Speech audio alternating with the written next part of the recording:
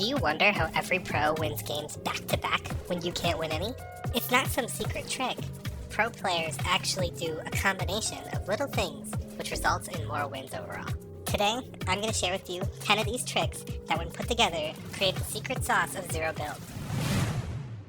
In order to do well in Zero Build, you need to excel in the 3 pillars or principles of Battle Royale games. These 3 principles are game sense, mechanics and movement, and aim and loadout. For all of the tips, I'll be categorizing them into one of these 3 principles to help you understand how they'll affect your gameplay. The first thing you do every game is land, so while you're dropping in, turn visual audio on. It provides a massive competitive advantage, and there's no reason that you should have it off. Now that you've done that, as you're landing, make sure you look around when you're gliding. Observe how many people are contesting you, and how many people seem to be landing at nearby points of interest. Because this information will help you know when to take fights and when not to. I spotted about 4 players landing at Brawler's Battleground, only around 1 landing Olympus, and none landing with me. So using this information, I'm going to loot up, and then rotate to Brawler's Battleground, where fights will probably still be happening, to clean the kills up and get the medallion for myself. Do your absolute best to land before other players, because the longer you're on the ground before them, the more likely you are to survive. Like in this clip here, I landed so far before this Christmas tree that he was just a free kill.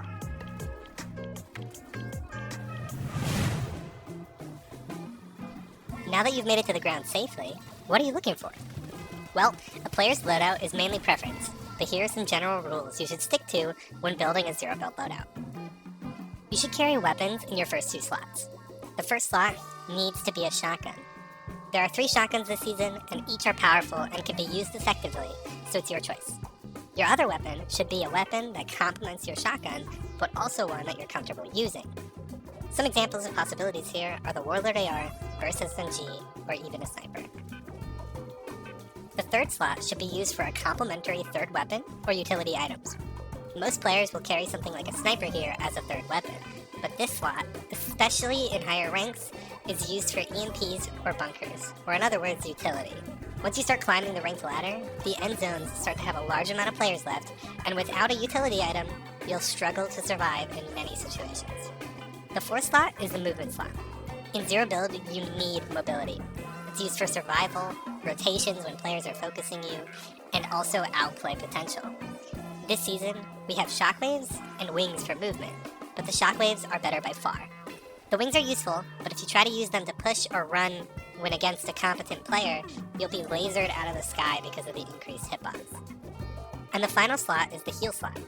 The healing item is up to your preference, but I usually carry a Flowberry Fizz, because the anti-grav effect paired with the shockwave launch gives you way more distance and allows for some crazy outplays. For example, here's some loadouts I currently enjoy running, and I see being run a lot in high-ranked lobbies. These loadouts all have their uses, and of course, feel free to modify them as you wish. The first loadout is the Brawl loadout. With close range covered by the SMG and shotgun, and the power the sniper provides, this loadout sets you up for success and high kill games. The second loadout is the flashy utility loadout.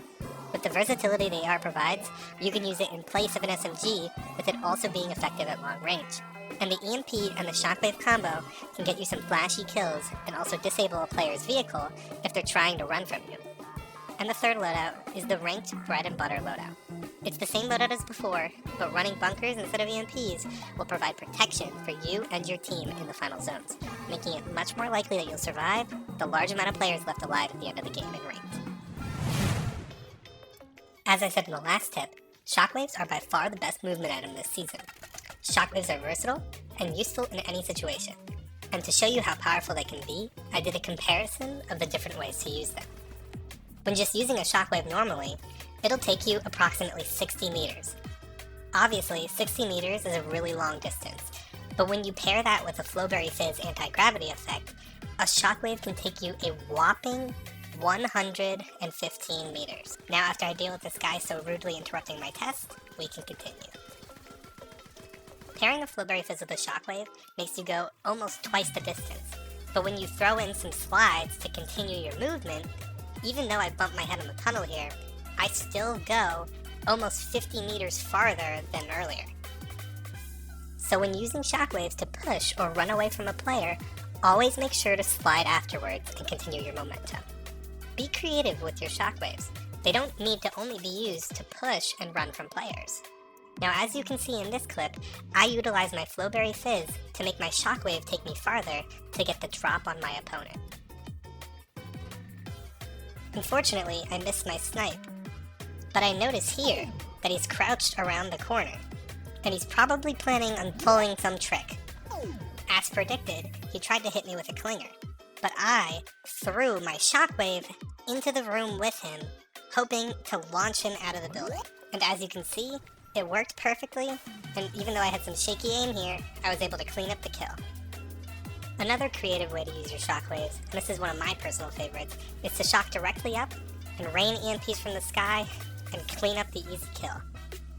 Here's a clip from Doryu that demonstrates the EMP and shockwave combo perfectly.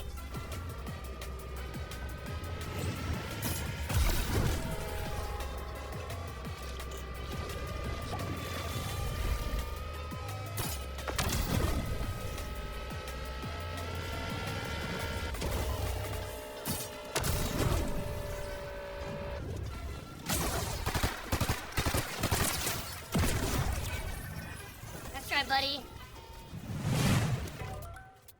Now that you've landed and kitted yourself out, if you're still alive, then congratulations, you're in the mid-game. This is a game sense tip, which is something that can't expressly be taught. So in the examples I provide here, just remember, there is no one correct way to play, and knowing what to do in any given situation usually comes from experience from just playing the game. That's the only real way to build your game sense. But with that said, into the tip. To survive the mid-game, you'll want to lay low and avoid fighting while trying to find a good position for the end of the game.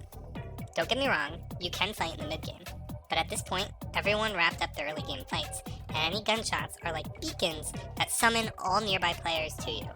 So if you fight mid-game, wrap it up quick, or run away so you don't get third party. Now, it's hard to tell what a good position for an endgame is without experience, but a general rule of thumb is to check which side of the circle is the closest to zone. This side is the quiet side of zone. It's usually better to rotate into the quiet side of the zone and find a place to loot or wait. This is because you'll be much less likely to encounter players, which will help you avoid unnecessary fights. Players outside of the zone have to rotate in to avoid dying, meaning that this active side of zone will have many more players than the quiet side and therefore be less safe. Also, towards the end of the game, when the moving zone activates, this concept is even more powerful because the quiet side of the zone is actually in storm before the zone shifts, meaning literally no one is there, so it's safe. If you've made it this far, you're much more likely to win, solely because you consistently can make it to the end game. And if you guys want me to go into more detail about the mid game or the end game in another video, let me know in the comments. Now that you have the basics down and you can survive until the end of every game, what's important now is optimizing your movement and actions.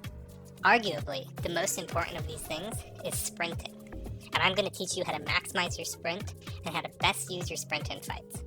First off, in order to make the most of your sprint, you should, as a general rule, not include jumps.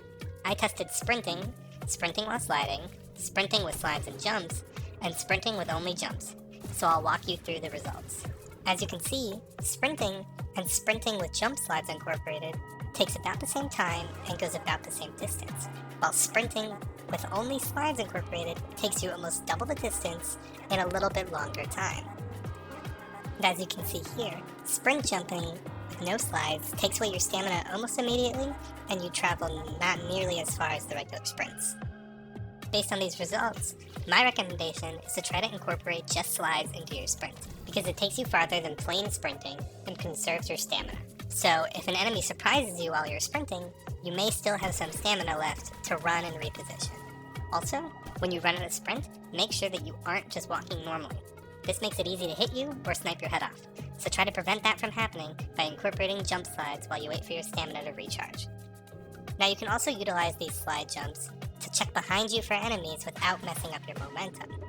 As you can see in this clip, I sprint jump, turn around, and then continually slide jump to maintain my momentum so that I can look behind myself without backpedaling.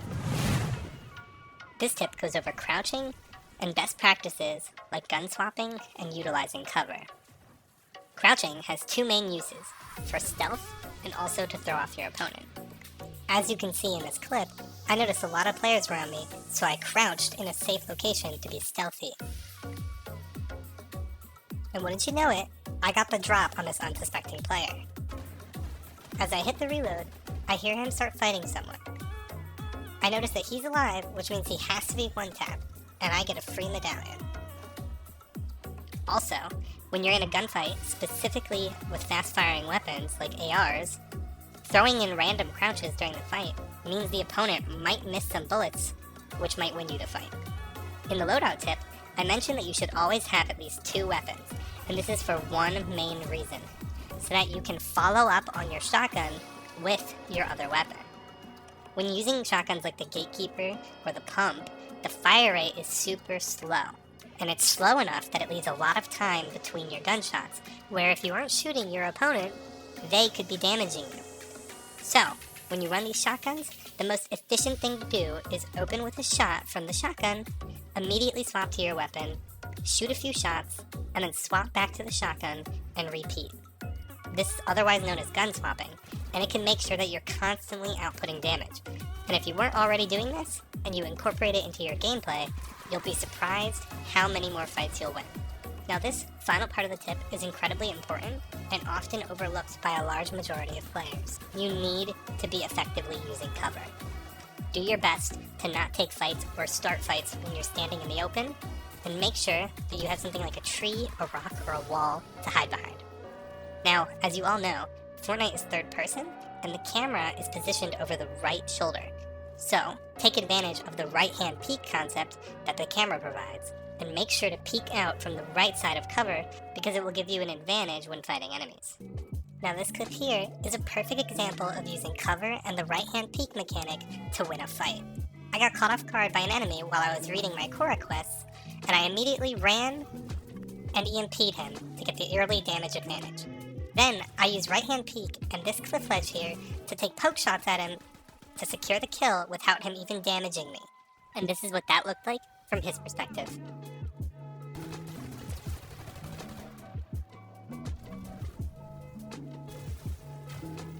As you can see here, my right-hand peeks barely gave him time to shoot me, easily winning me the fight.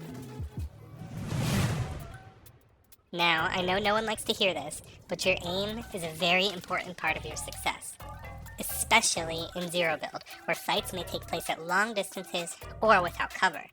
In order to improve your aim, you can use aim trainers like Kovacs or aim labs, or be like me and never touch an aim trainer because that's boring.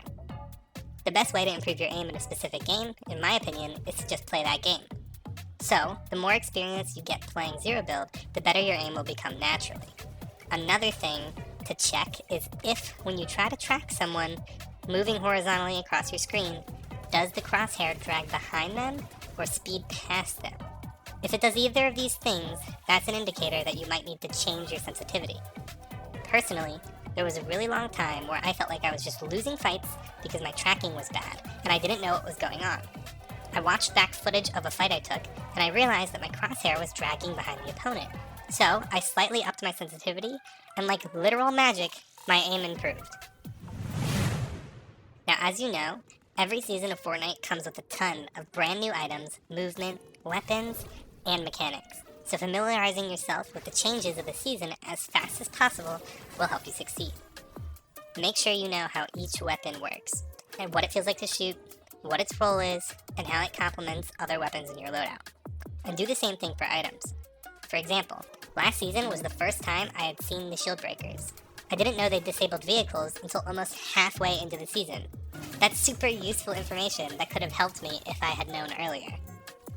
Another example is this season, one of the first things I did was test if the Zeus medallion, underworld dash charges, and the wings prevented fall damage. This may seem trivial, but knowledge like this has saved my life in countless matches. And a few bonus tidbits here, the shield breakers can actually disable the shield bubble junior, and the Zeus medallion, when sprint jumping, actually can fully jump over a bunker. Now, these final two tips are short and sweet, but they can be surprisingly helpful. I am a chronic reloader, meaning that I reload constantly when I don't need to, and a lot of the time it gets me killed. For example, if I shoot 2 shots of my auto shotgun at an enemy, we both take cover, and I immediately start reloading and they decide to push me. I'll be stuck in my reload animation when I still had 6 shots I could have used, which is more than enough to have killed that enemy. So, make sure you're only reloading when you have to or when you have the time to. Also, after fights and before fights, just cycle through all of your weapons and make sure they're reloaded. Because I don't know about you, but when you try to jump someone and you whip out your shotgun and it has no ammo in it and you get killed instead, it's very frustrating. Give me your money.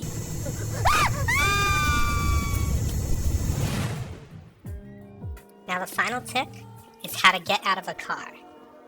I know it sounds silly, but in all seriousness, this little tip has saved my life so many times. When you get out of a vehicle, your character pops out on the side of the seat they were sitting in. So, if I drive up to an enemy and they're on my left, before I get out, I quickly change seats to the other side of the car and get out, so that I have a car between my opponent and me. It seems a bit dumb, but car fights can be super annoying or even get you killed from one small mistake, like getting out on the wrong side of the car. Like and subscribe, please, please, I'm begging you, please! I also stream on Twitch, guys, you should check that out.